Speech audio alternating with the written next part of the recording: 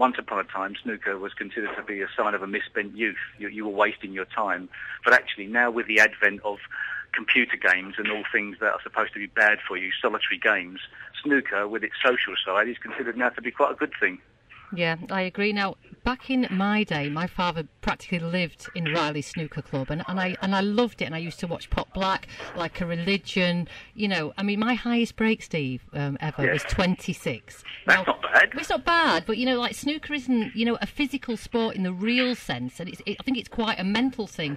I mean, I enjoy a 45-minute safety exchange. So what I can't understand is, why is it, that women don't play alongside men, because it's not a physical sport?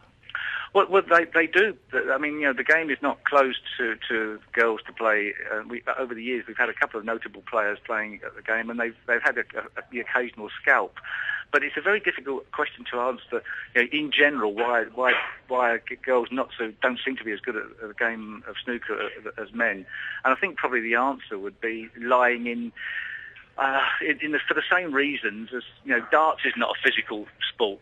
There's not so many good women darts players. Chess is obviously not, but there's not so many good women chess players. And I think it does come down to a bit of the makeup of men and women, but also perhaps girls are not so stupid to waste so much time trying to put a small ball in a slightly bigger pocket. Perhaps there's a little bit of common sense you need lacking to be good at something like snooker or darts or golf. Okay, well, talking about time, you know the author Malcolm Gladwell, he talks about the 10,000 hour rule. That, you know, does that explain your genius and why you're head and shoulders, you know, above absolutely everybody else, because you put all that practice in, or is it a natural thing?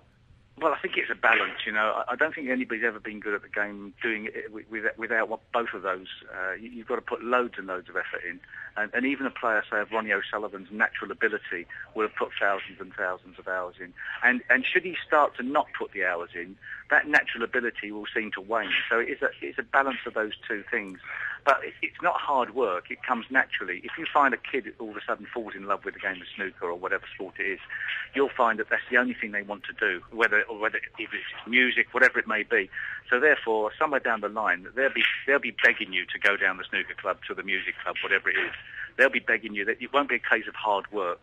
Probably the most difficult thing is to make somebody do something they don't particularly want to do. It could be sort of schoolwork sometimes, unfortunately. But if you get an interest in something, and if you've got an interest in schoolwork, then all of a sudden you will graft and you'll put your thousands of hours in homework. Yeah, I'm useless, absolutely useless at snooker. And my biggest... You picked me the job. My biggest break is -7. I'm that bad. And I had a game, actually, with a guy on a big snooker table, and he was no good either. And it took us about 4 hours to play one game. So we hogged the table all night. But, I mean, it is great for people of all ability, isn't it, to just get out there and have a go? Well, it's one of the problems is that it's quite a difficult game when you play on the full-size table. It's a very big table and the pocket. So what we make it look quite easy on the television. But the only way to improve is to play a bit more of it until you get used to the size of the table and you're not overawed by that.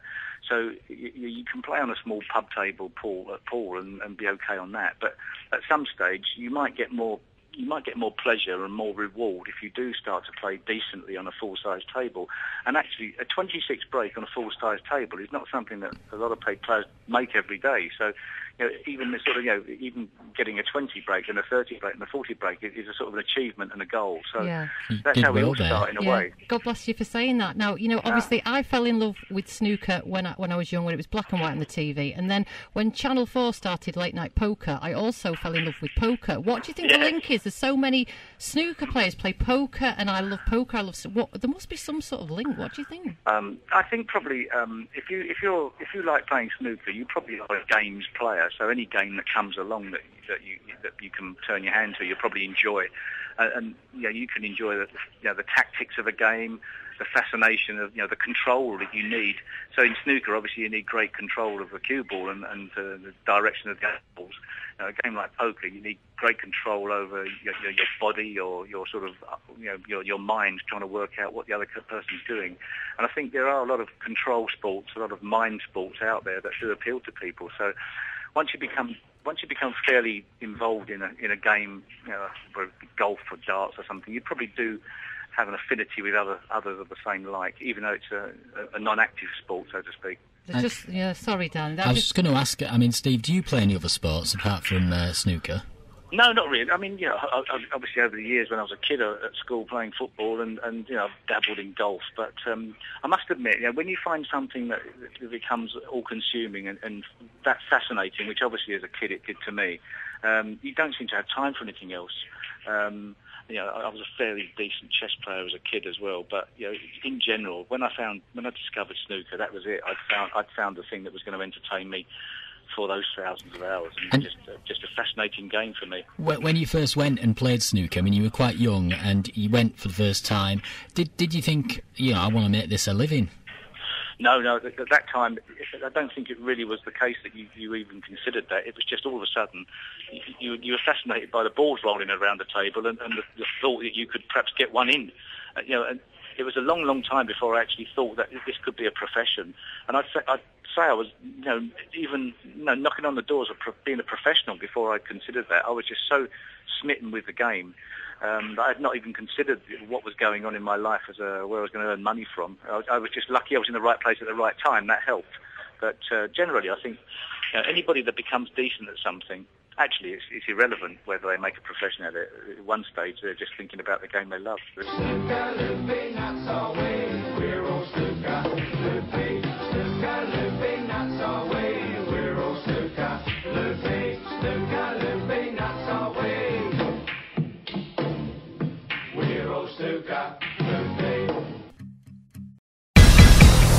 This is Radio Furness, broadcasting to Furness and the world.